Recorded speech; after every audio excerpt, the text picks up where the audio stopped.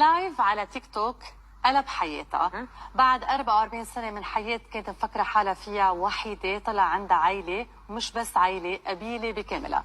قصة الإعلامية الليبية حنان مجوب انتشرت بكل مكان على السوشيال ميديا والإعلام، لأنه قصة ما بتتكرر ورجعت أمل لكتير ناس انخطفوا أولادهم منهم أنه إيه ممكن يرجعوا حتى لو مرقت على عشرات السنين. طبعا أثبتت كمان أنه فعلا الدم بيحن، كيف ما دائما بنقول، لأنه والدتها عرفتها من أول نظرة إنها بنتها، بلا ما تسأل، بلا ما تنطر حتى دي ان ايه.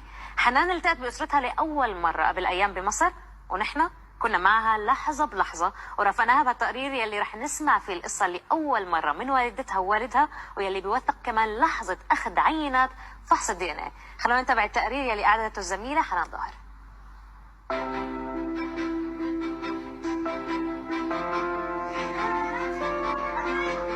أول ما شفتها جاب لي ولدي الصورة، أنا ما انتبه في التيك توك، ولدي هو اللي كشفها، جابها لي الصورة متاع، قال أمي صبح الساعة 7 جاني، قال أمي راه بنتك حية.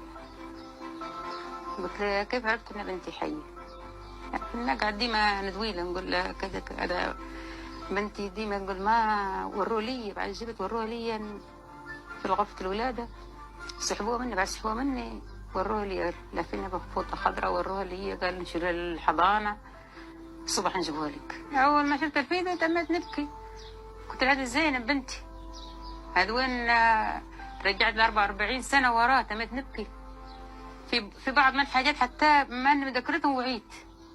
عرفت اللي انا طلعت من المستشفى من دون خروج، بعدها عد قال اعطوني بنتي نسترها، قال لا متكفله بها المستشفى.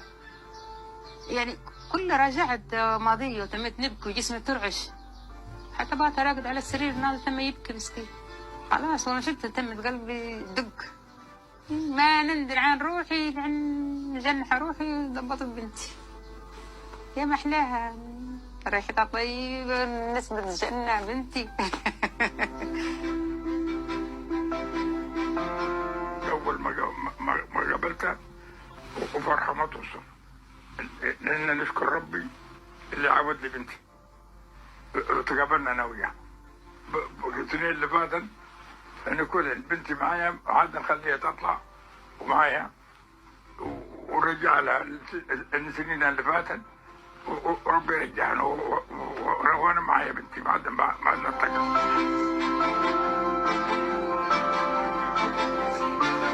عمري ما تخيلت لقاها بحياة وإن بنلقوا أختي من جديد، مستحيل فعلا.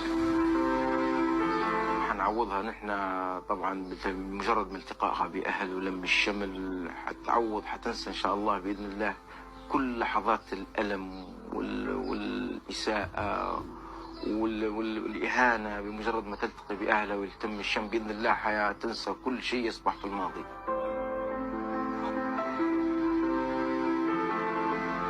بعد وفاة هلي اللي ربوني أنا كنت الأب والأم والعيلة والقبيلة النفسي. هذا اللي خلاني نعتمد على نفسي ونكون المحاربة الشرسة اللي عرفوها المجتمع الليبي وبعدين العربي عموما. أنا إنسانة مقاتلة، عمري ما كنت ضحية. نحن توا ماشيين نجروا فحص الدي ان ايه، متحمسة جدا، حالة ترقب وقلق وتوتر، بس عندي أمل في الله كبير إنه زي ما فرحني بلقائهم إني حيكمل فرحتي ويأكد لي المؤكد بإذن الله تعالى، وإن شاء الله تكون النتيجة متطابقة.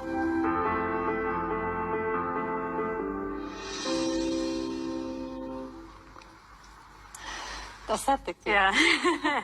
كثير حلو التقرير أول شيء، وكثير حلوة القصة، خاصة إذا تكللت بنجاح نتائج بالآخر، يعني أنه النتائج تكون إيجابية. إن شاء الله يعني ما بعرف هيك.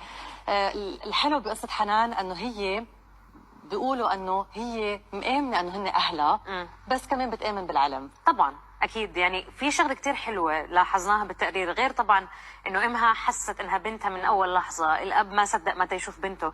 نقطه كتير حلوه حنان حكتها، انه انا ما كنت ضحيه، انا كنت مقاتله.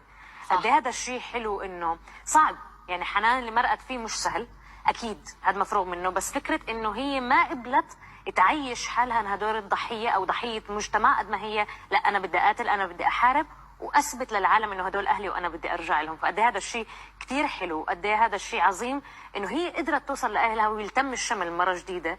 وان شاء الله وصدفة. يعني صدفه حلوه، وان شاء الله ما تنحرم من اهلها مره جديده وما حدا يبعد عن اهله، لانه العيله بالاول ولا بالاخر هي اهم شيء بالحياه فعليا. صح. يعني تخيلي بعد 44 سنة صدفة هيك على بلايف على تيك توك خيا بيتصل وبيقول لها بخبرها الخبرية من دون ما تنتبه انه هيدا عم يحكي عنها، انه امها خسرت بنت فقدوها ما بيعرفوا ليه، بيقولوا لها انه ماتت بس هي بتقول انه هيدي بنتها لما شفتها على الهواء. اكيد.